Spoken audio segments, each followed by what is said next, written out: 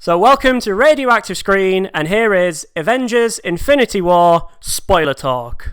So in this series we're going to have the spoiler-free review, and we're also going to have spoiler talk. In the spoiler talk videos we're going to be able to go into a lot more detail about things that have happened in the particular film that's just come out. So I'll be able to go over crucial plot points, what they actually mean for the film, and potential theories as to what they could lead to in the future. Avengers Infinity War has now been in the cinemas for an entire week, and it's a hype train that just keeps on rolling.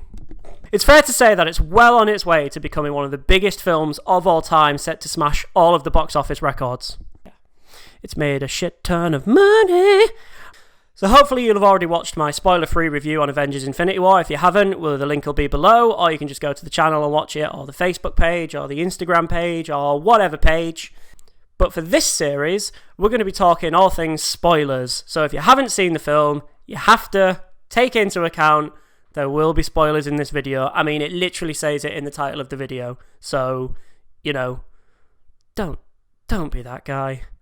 So we all know the plot of the film. Thanos trying to get all the Infinity Stones so he can wipe out half of the universe. And, of course, in the end, he actually succeeds. So the first thing I actually want to talk about in this video is the Black Order. In the events leading up to the film, especially the trailers, they were actually built up to be of quite a big deal, and in the film they fell short of the mark in my opinion. Especially Ebony Maw. The film actually opens with a great monologue from Ebony Maw talking about how all of the lives of the Asgardians had been sacrificed for the greater purpose, Thanos, all of that sort of stuff, and it's really cool.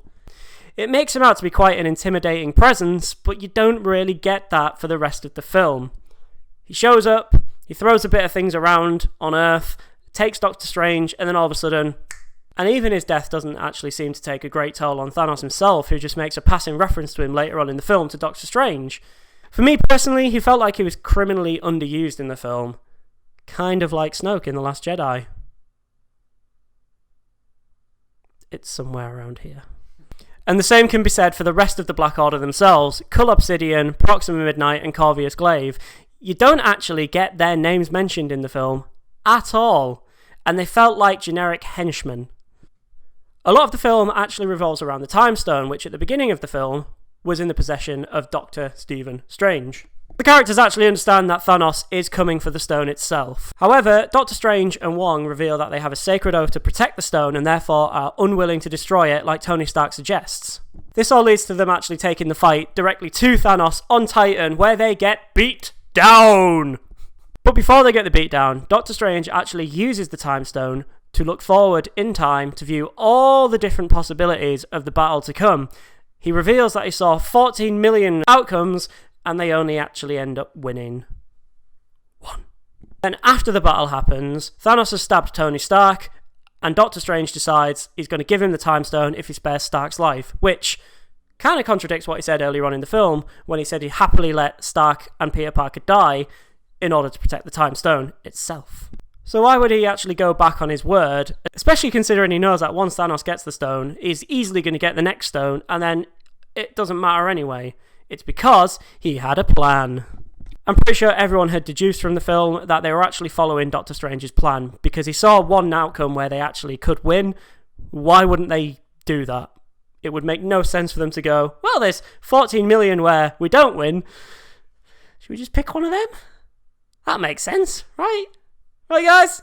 Right? Yeah, no, do the one where we win. Yeah, no, it's a better idea. Yeah, cool. Yeah, we'll do that. And then Strange has two particular lines of dialogue where it kind of gives away exactly what he was thinking. Number one was, when Tony asks him, why would you give him the Time Stone? He says, we're in the end game now. And number two was when Strange was about to disappear, and he says, Tony, it was the only way. So he realises that for the Avengers to eventually win the day against Thanos, this is a sacrifice that he absolutely has to make. Obviously, this is all speculation, but I think that is how it's actually going to play out in part 2, which we'll get next year. I also want to talk about a little cameo that we got in the middle of the film, which was Red Skull. I thought it was absolutely brilliant. Now, a lot of fans have obviously speculated over the years after he disappeared right at the end of Captain America, the First Avenger. And we finally got our reveal. Albeit he was recast. Instead of Hugo Weaving, it was actually Ross Marquand, who did an incredible job, by the way. But Red Skull was put in charge of guarding the Soul Stone. Speaking of cameos, we also got Captain America. Now this is another little gripe that I do have with the film. I touched on it in the previous video. Unfortunately, he isn't actually given a lot to do, and he doesn't actually make an overwhelming impact on the plot, which is surprising because in the trailers he was actually built up to be one of the biggest parts of the film, and it just didn't deliver. Now I personally was actually really looking forward to see how Steve Rogers and Thanos would interact during the film, and they don't. Now the only time they actually share screen time together is right at the end of one of the fight scenes, and it's literally, "Ooh, this guy's strong." Bang! In the Infinity Gauntlet comic, there is the iconic scene where Thanos breaks Captain America's shield. I think a lot of the fans are expecting there to be something that maybe resembled that scene put into the film, but we didn't really get anything of the sort.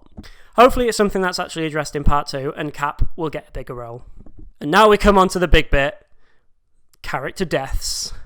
I'm going to start with this at the very, very beginning, because immediately we're thrown straight into the action upon the Asgardian ship, and two of the long-standing characters of the Marvel Cinematic Universe meet their end against Thanos. Heimdall and Loki.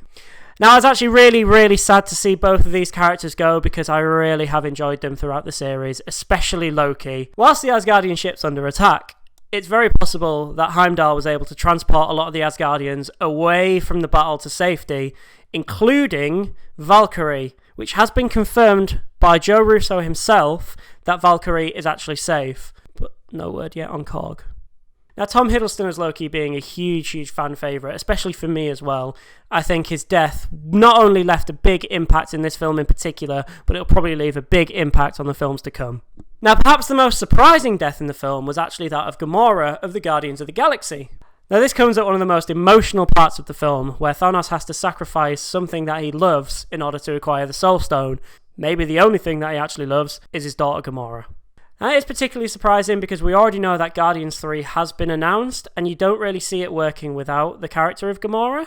Now, technically, the only one actually left is Rocket, because the rest of them got disintegrated after Thanos did the, So leading on to the remainder of the character deaths, here's the ones that bit the dust. Bucky Barnes, Scarlet Witch, Black Panther, Falcon, Groot, Doctor Strange, Drax, Star-Lord, Mantis, and finally, Spider-Man.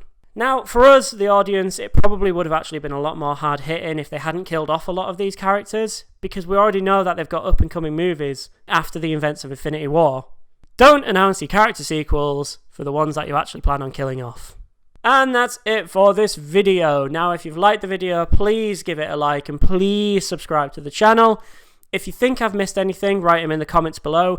And if you have any other suggestions for things that you'd like to see on this channel, then also write them below and I'll give it a look over.